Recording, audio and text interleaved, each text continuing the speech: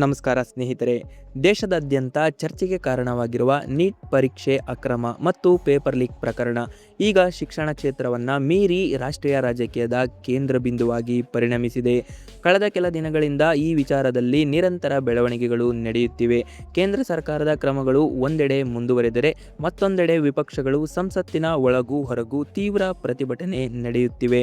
ಈ ಪ್ರಕರಣ ಬೆಳಕಿಗೆ ಬಂದ ಬಳಿಕ ಪರೀಕ್ಷಾ ವ್ಯವಸ್ಥೆಯ ಪಾರದರ್ಶಕತೆ, ವಿದ್ಯಾರ್ಥಿಗಳ ಭವಿಷ್ಯ, ಪರೀಕ್ಷೆಗಳ ಭದ್ರತೆ ಮತ್ತು ಹೊಣೆಗಾರಿಕೆ ಕುರಿತು ದೇಶದಾದ್ಯಂತ ವ್ಯಾಪಕ ಚರ್ಚೆ ಆರಂಭವಾಗಿದೆ. ಈ ನಡುವೆ ಕೇಂದ್ರ ಸರ್ಕಾರ ಪರೀಕ್ಷಾ ವ್ಯವಸ್ಥೆಯಲ್ಲಿ ಸುಧಾರಣೆ ತರಲು ಹೊಸ ಕಾನೂನು ಕ್ರಮಗಳನ್ನು ತಜ್ಞರ ಸಲಹೆ ಪಡೆಯುವ ಪ್ರಯತ್ನಗಳನ್ನು ಕೂಡ ಆರಂಭಿಸಿದೆ. ಆದರೆ ಇದೇ ಸಮಯದಲ್ಲಿ ಸಂಸತ್ತಿನ ಕಲಾಪ ಸುಗಮವಾಗಿ ನಡೆಯುತ್ತಿದೆ ಎಂಬ ನಿರೀಕ್ಷೆ ಮೂಡಿದ್ದರೂ ಪರಿಸ್ಥಿತಿ ಹಾಗಾಗಲಿಲ್ಲ. ಲೋಕಸಭೆ ಮತ್ತು ರಾಜ್ಯಸಭೆ ಎರಡರಲ್ಲೂ ವಿಪಕ್ಷಗಳು ಈ ವಿಷಯವನ್ನು ಪ್ರಸ್ತಾಪಿಸಿ ನಿರಂತರವಾಗಿ ಪ್ರತಿಭಟನೆ ನಡೆಸಿದ ಕಾರಣ ಹಲವು ಬಾರಿ ಕಲಾಪವನ್ನು ಮುಂದೂಡಬೇಕಾದ ಪರಿಸ್ಥಿತಿ ನಿರ್ಮಾಣವಾಯಿತು.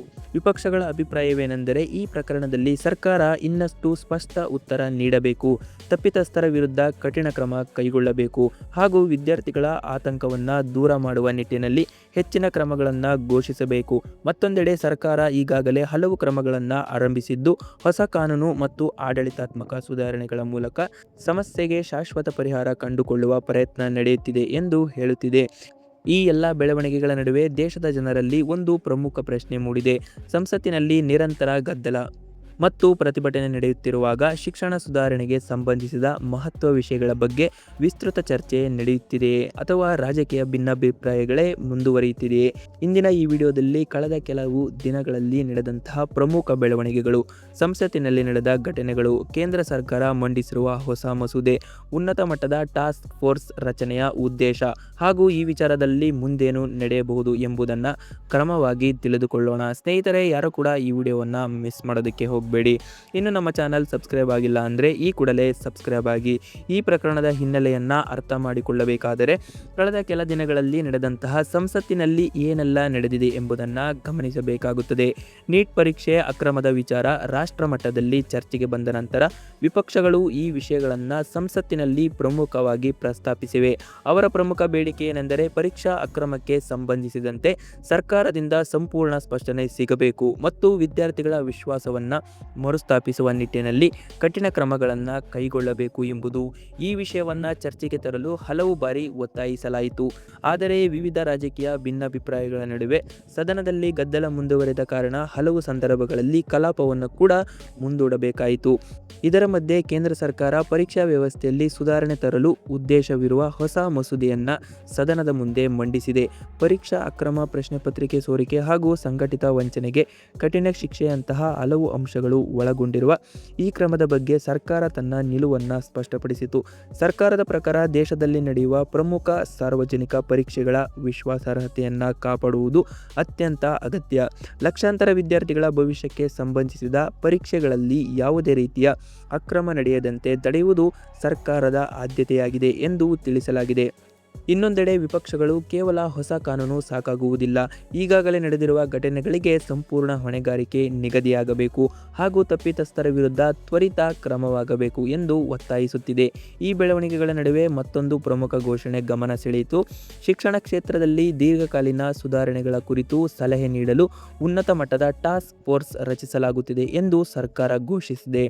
ಈ ಸಮಿತಿಯಲ್ಲಿ ತಂತ್ರಜ್ಞಾನ, ವಿಜ್ಞಾನ, ಆಡಳಿತ ಮತ್ತು ಶಿಕ್ಷಣ ಕ್ಷೇತ್ರದ ಪರಿಣಿತರನ್ನು ಸೇರಿಸುವ ಮೂಲಕ ಪರೀಕ್ಷಾ ವ್ಯವಸ್ಥೆಯನ್ನು ಇನ್ನಷ್ಟು ಸುರಕ್ಷಿತ, ಪಾರದರ್ಶಕ ಮತ್ತು ಆಧುನಿಕಗೊಳಿಸುವ ಉದ್ದೇಶವಿದೆ ಎಂದು ತಿಳಿಸಲಾಗಿದೆ. ಪರೀಕ್ಷೆಗಳ ಪ್ರಶ್ನೆ ಪತ್ರಿಕೆ ಸಿದ್ಧಪಡಿಸುವ ಹಂತದಿಂದ ಹಿಡಿದು ಭದ್ರತಾ ವ್ಯವಸ್ಥೆ, ಡಿಜಿಟಲ್ ಮೇಲ್ಛಾವಣಿ, ಡೇಟಾ ಸುರಕ್ಷತೆ ಮತ್ತು ಪರೀಕ್ಷಾ ಕೇಂದ್ರಗಳ ನಿರ್ವಹಣೆಯವರೆಗೂ ಹಲವು ವಿಷಯಗಳನ್ನು ಈ ಸಮಿತಿ ಪರಿಶೀಲಿಸಬಹುದು ಎನ್ನಲಾಗುತ್ತಿದೆ. ಇದರಿಂದ ಕೇವಲ ನೀಟ್ ಮಾತ್ರವಲ್ಲ, ಮುಂದಿನ ದಿನಗಳಲ್ಲಿ ಇತರ ರಾಷ್ಟ್ರೀಯ ಮಟ್ಟದ ಸ್ಪರ್ಧಾತ್ಮಕ ಪರೀಕ್ಷೆಗಳಲ್ಲಿಯೂ ಹೊಸ ಬದಲಾವಣೆಗಳು ಕಾಣಿಸಬಹುದೇ ಎಂಬ ಪ್ರಶ್ನೆಯೂ ಕೂಡ ಎಲ್ಲರಲ್ಲೂ ಮೂಡಿದೆ. ಆದರೆ ಈ ಎಲ್ಲ ಬೆಳವಣಿಗೆಗಳ ನಡುವೆಯೂ ರಾಜಕೀಯ ಚರ್ಚೆಯ ಉತ್ತರ ನಿಂತಿಲ್ಲ. ಸರ್ಕಾರ ತನ್ನ ಕ್ರಮಗಳನ್ನು ಸಮರ್ಥಿಸಿಕೊಳ್ಳುತ್ತಿದ್ದರೆ ವಿಪಕ್ಷಗಳು ಇನ್ನೂ ಹೆಚ್ಚಿನ ಉತ್ತರದಾಯಿತ್ವ ಮತ್ತು ಕ್ರಮಗಳನ್ನು ಒತ್ತಾಯಿಸುತ್ತಿದ್ದಾವೆ. ಹೀಗಾಗಿ ಎಲ್ಲರ ಗಮನ ಎರಡು ಪ್ರಮುಖ ವಿಚಾರಗಳತ್ತ ನೆಟ್ಟಿದೆ.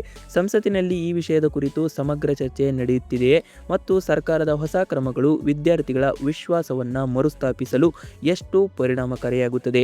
ಈ ಎಲ್ಲ ಬೆಳವಣಿಗೆಗಳ ನಡುವೆ ದೇಶದ ಗಮನ ಸೆಳೆದ ಮತ್ತೊಂದು ಪ್ರಮುಖ ಅಂಶ ಎಂದರೆ ಪರೀಕ್ಷಾ ವ್ಯವಸ್ಥೆಯಲ್ಲಿ ದೀರ್ಘಕಾಲೀನ ಬದಲಾವಣೆ ತರಲು ಉನ್ನತ ಮಟ್ಟದ ತಜ್ಞರ ಸಮಿತಿಯನ್ನು ರಚಿಸುವ ಸರ್ಕಾರದ ನಿರ್ಧಾರ.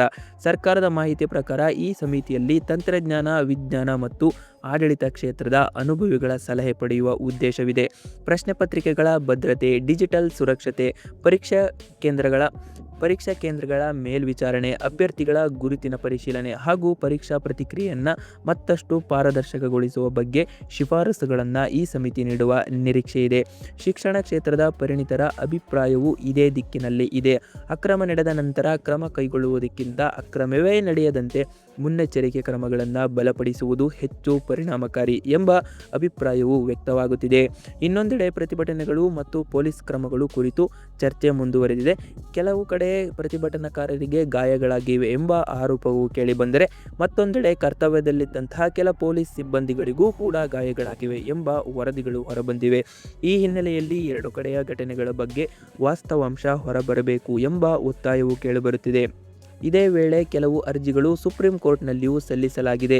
ಇನ್ನು ಪ್ರತಿಭಟನೆಗಳ ವೇಳೆ ನಡೆದ ಘಟನೆಗಳು, ಪೊಲೀಸ್ ಕ್ರಮಗಳು ಹಾಗೂ ಸಾರ್ವಜನಿಕರ ಹಕ್ಕುಗಳ ಕುರಿತು ನ್ಯಾಯಾಲಯದ ಗಮನ ಸೆಳೆಯಲಾಗಿದೆ. ಈ ಪ್ರಕರಣ ವಿಚಾರಣೆ ಮುಂದಿನ ದಿನಗಳಲ್ಲಿ ಯಾವ ದಿಕ್ಕಿನಲ್ಲಿ ಸಾಗುತ್ತದೆ ಎಂಬುದರತ್ತ ಎಲ್ಲರ ಕಣ್ಣು ನೆಟ್ಟಿದೆ. ಪ್ರಜಾಪ್ರಭುತ್ವದಲ್ಲಿ ಪ್ರತಿಭಟನೆ ನಡೆಸುವ ಹಕ್ಕು ನಾಗರಿಕರಿಗೆ ಇದೆ.